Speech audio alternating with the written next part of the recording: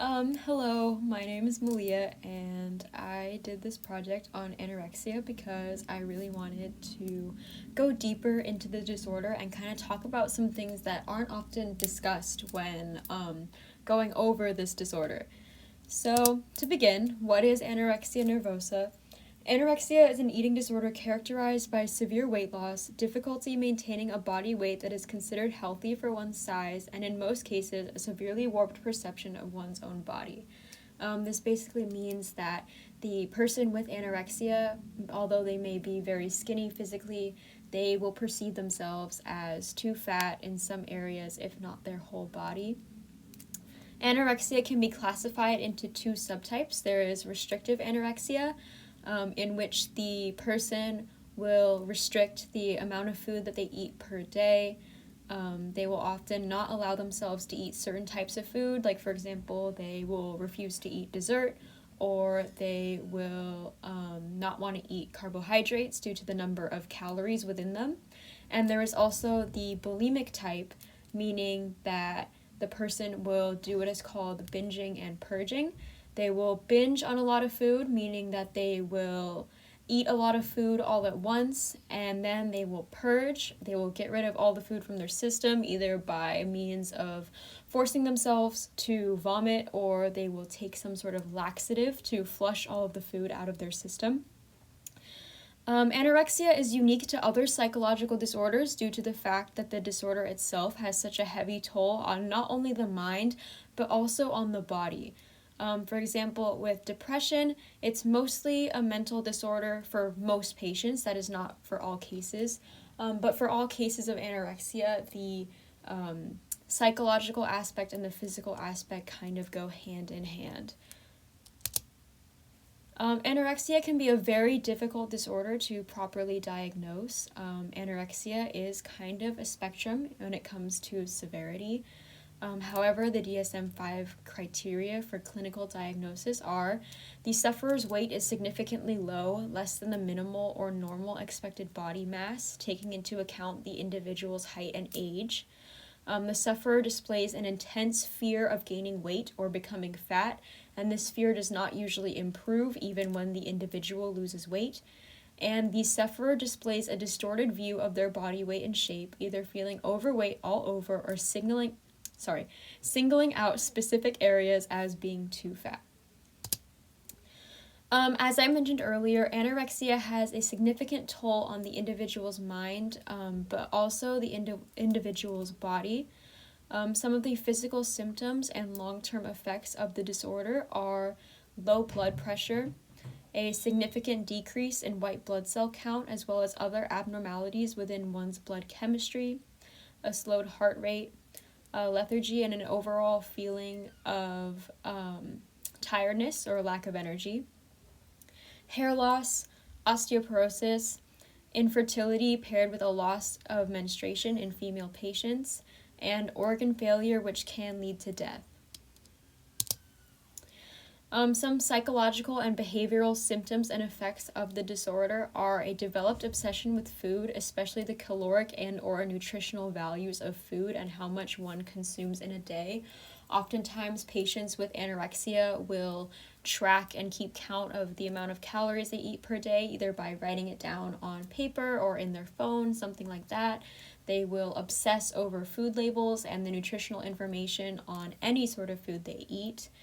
They will eat very, very little or sometimes nothing at all, and if they do eat, they will purge, either by means of forced regurgitation and or taking laxatives. They will often weigh oneself obsessively, or they will check their body in the mirror. They have a severely distorted self-body image and perception of their own weight. Oftentimes, anorexia patients refuse to believe that they are ill because they genuinely think that nothing they are doing is wrong. They are unable to see the effect that the illness really has on the body. And sometimes patients may use appetite suppressants, to control their hunger cues, meaning they will take some sort of pill or medicine that will stop the feeling of hunger in their body so that they can starve themselves more easily. What causes anorexia? This is a very complex question because there really is no known cause for anorexia. The disorder can be attributed to many different factors within many different categories, and these categories include but are not limited to biology, environment, and sociocultural expectations. That's probably the biggest one. But more often than not, anorexia develops as a result of the combination of several of these factors altogether. So looking into the biological causes of anorexia, a family history of anxiety, depression, or other mood-related disorders such as addiction can make it more likely for someone to develop anorexia. And in addition, individuals with a family member who suffers or has suffered from anorexia is about 10 times more likely to develop anorexia than someone with no family history of anorexia. Some environmental causes of anorexia are stress at school or work can lead to appetite suppression.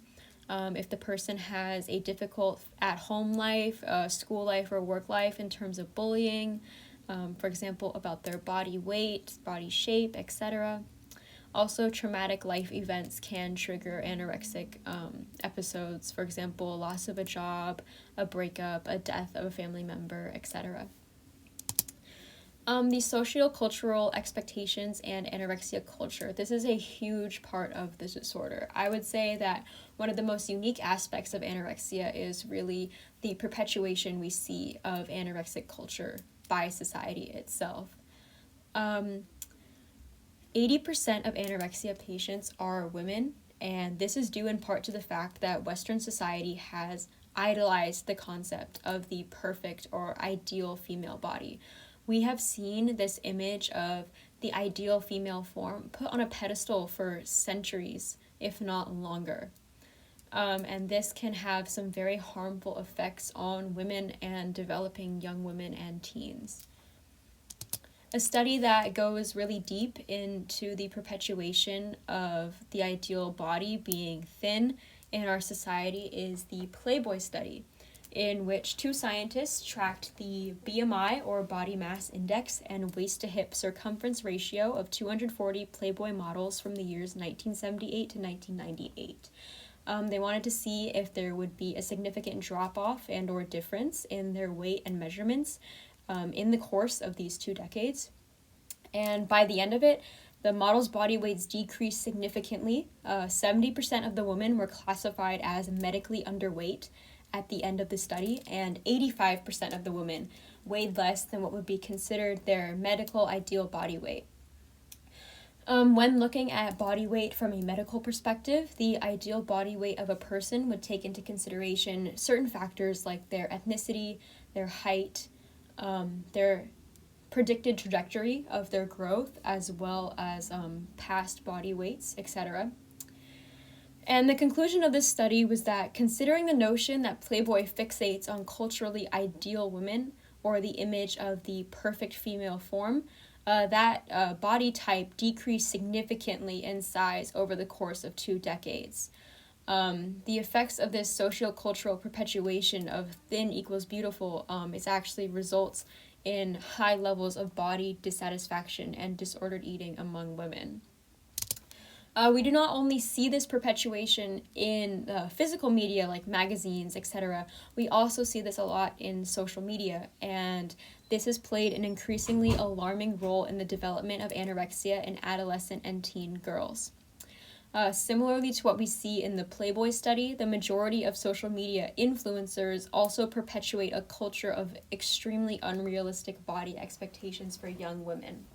What these modeling agencies and social media websites leave out when showing these pictures of the ideal woman is the use of Photoshop and other digital tech to really create that dream form. They also do not tell their audiences, like, hey, the woman in this photo is actually considered medically underweight, which is unhealthy. They do not put a link between a healthy body and the body that they're putting out. They don't inform the viewer that the body they see is not actually healthy. And the effect of this on our society is an increase in unhealthy body image and or eating behaviors and unhealthy relationship with food in women. Another unique aspect of anorexia sort of culture, for lack of a better term, is pro-ana culture. This is unique with anorexia. Again, we do not see this with other disorders like depression. There is no such thing as pro-depression or pro-anxiety web groups. But basically what pro-anorexia is an internet subculture in which participants will use social media sites such as MySpace back in the day, or nowadays Twitter or TikTok, to enable and or encourage others with anorexia to participate in harmful, restrictive, and obsessive behaviors. On these websites, anorexia is nicknamed Anna and bulimia Mia. They're kind of personified as not an illness or a disorder, but rather, quote, beloved but demanding and relentless old friends, meaning that they talk about it as if they're like, oh, Anna told me to not eat today, so I didn't eat. Oh, Mia told me that I should do this to purge all my food, so I did. Stuff like that. Participants will also post body checking photos, meaning that it's similar to what patients may do in the mirror, except they're now putting it online. They will take pictures of themselves to kind of track their weight loss progress, and to show other participants like, hey, this is how much weight I've lost. And they will also post pictures of very thin actresses, models, and celebrities, labeling them thinspiration or thinspo for short. And what that means basically is that they are using the photos as motivation for themselves and or others to keep losing weight. I have a quote here. It says, basically, patients are supported in their illness and encouraged to stay ill on these sites. Sites like these are they really show the mental toll that anorexia has on a patient, the mental distortion that they have of themselves and of others.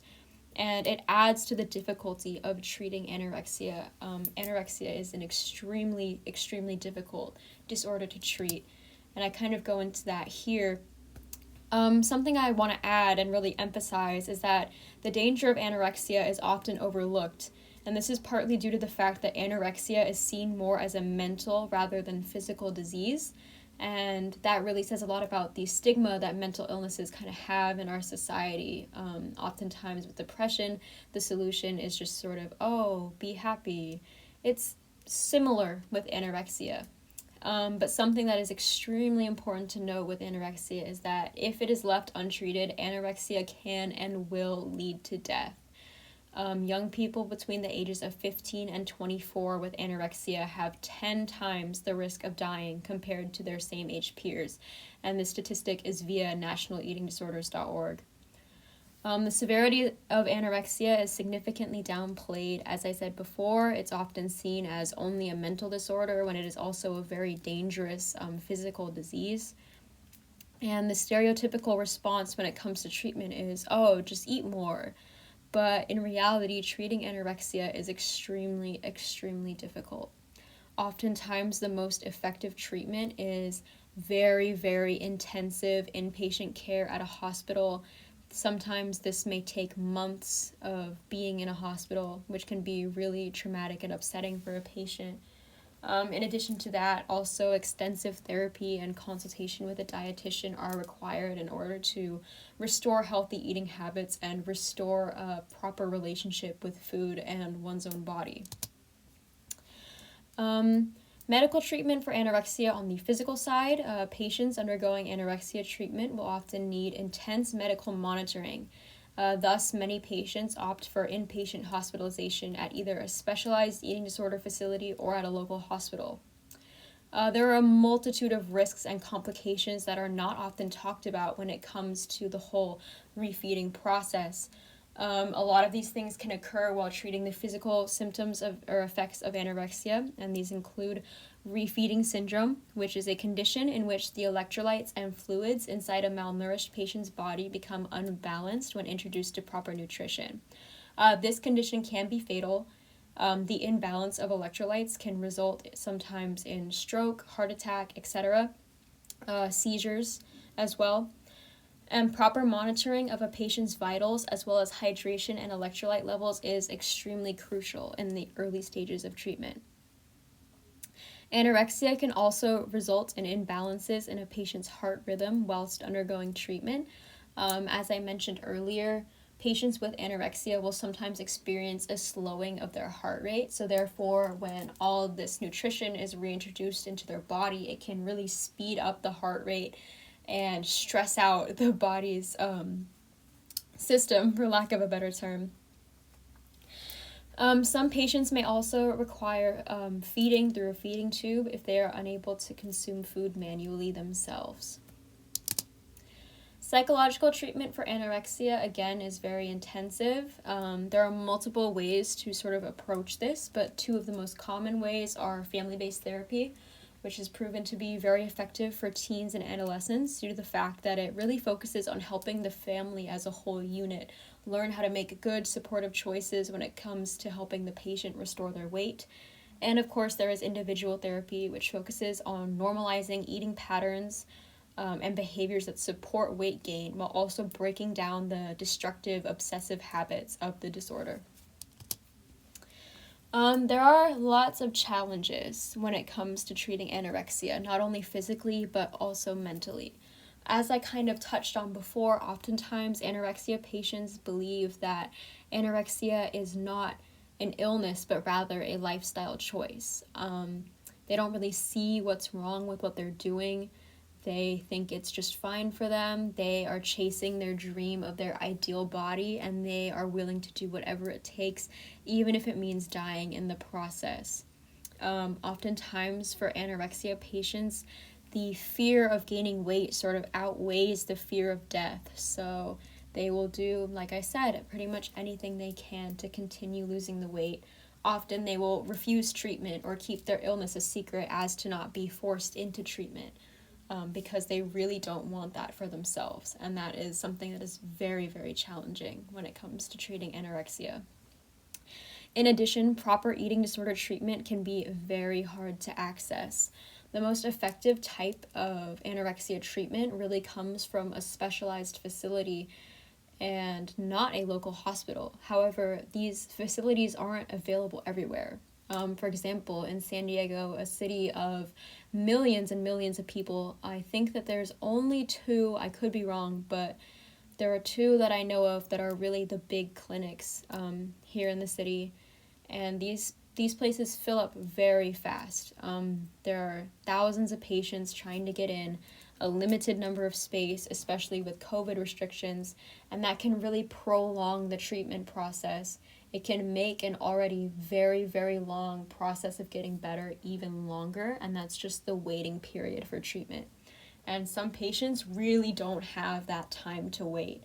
With anorexia, especially severe cases, it's best to get treatment as soon as possible, but that's not always available. So to sort of wrap things all up, anorexia is a severe psychological and physical disorder that is often downplayed by society, despite the fact that society is really what perpetuates and normalizes the behaviors in this illness. Anorexia is by all means treatable, but that by no means means that it's an easy process, and sometimes the physical and mental tolls and effects of it can be long-lasting, lifelong. So it's very important that as a society we cultivate a better understanding of not only the disorder but also how to perpetuate better and healthy body standards for both men and women. Alrighty, thank you.